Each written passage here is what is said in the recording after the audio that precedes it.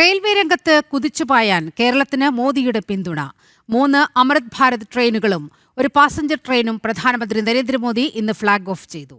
PM Svanidhi credit കാർഡിന്റെയും നെസ്റ്റിലെ സംരംഭകത്വ സാങ്കേതികവിദ്യ hub ഉൾപ്പെടെ നിരവധി പദ്ധതികളും പ്രധാനമന്ത്രി ഇന്ന് തിരുവനന്തപുരത്ത് ഉദ്ഘാടനം ചെയ്തു. കേരളത്തിന്റെ റെയിൽ കണക്ടിവിറ്റി കാര്യക്ഷമമാക്കുന്നതിന്റെ ഭാഗമായാണ് 3 അമൃത് ഭാരത് ട്രെയിനുകൾ ഇന്ന് പ്രധാനമന്ത്രി നരേന്ദ്രമോദി തിരുവനന്തപുരത്ത് ഫ്ളാഗ് ഓഫ് ചെയ്തത്.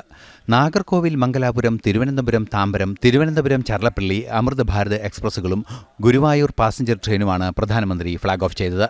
The trains being flagged off are Nagarkoil Mangaluru Amrit Bharat Express, Thiruvananthapuram Thambaram Amrit Bharat Express, Thiruvananthapuram Charlapalli Amrit Bharat Express and Thrissur Guruvayur passenger train.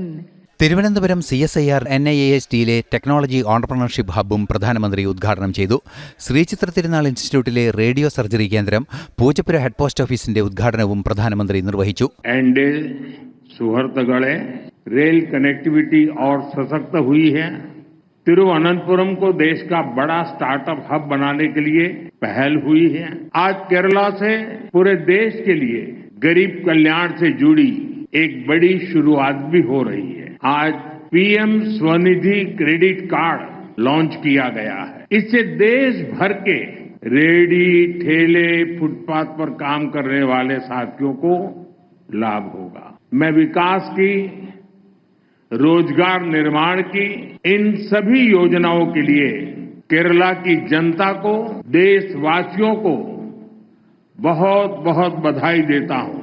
ഭാരതത്തിന്റെ വികസനത്തിന് പ്രഥമ പരിഗണനയാണ് കേന്ദ്ര സർക്കാർ നൽകുന്നത്. സംസ്ഥാനങ്ങളുടെ വികസനത്തിലൂടെ രാജ്യത്തിന്റെ വികസനമാണ് കേന്ദ്ര സർക്കാരിന്റെ അജണ്ടയെന്നും പ്രധാനമന്ത്രി പറഞ്ഞു. ന്യൂസ് ഡെസ്ക്, ജനം.